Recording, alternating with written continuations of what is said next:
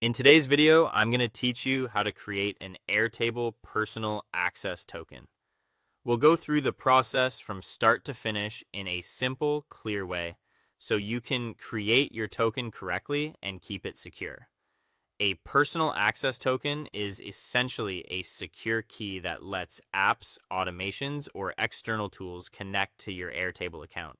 Because it can control access to your data, it's important to set it up carefully and handle it with the same caution you would use for a password. To begin, open Airtable and log in to your account. Make sure you're signed into the correct account before moving forward, especially if you manage multiple workspaces or collaborate across different bases. Starting from the right account helps prevent confusion later when you assign permissions. Once you're inside Airtable, go to the Airtable Developer Hub. This is the area where Airtable provides tools for developers, integrations, and account level access settings. If you've never used it before, don't worry. The process is still very straightforward. From there, choose the option to create a new personal access token. This will open the setup flow where you define what the token is for and what it will be allowed to do. The goal here is to give it only the access it actually needs, which is a good security practice. Next, enter a clear and descriptive name for the token.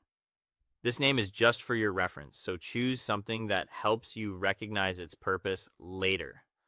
For example, you might label it based on the app, automation, or workflow it will be connected to.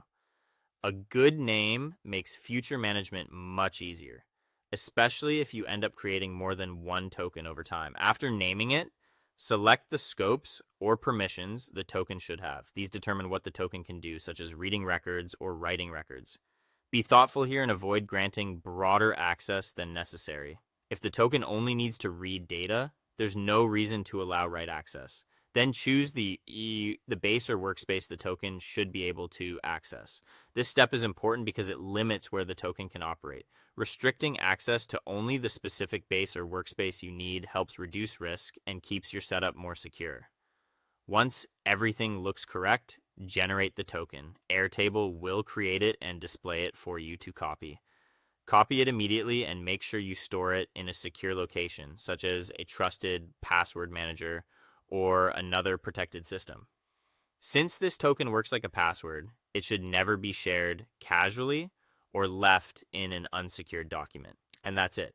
You've successfully created an Airtable personal access token and set it up with the right permissions and access level.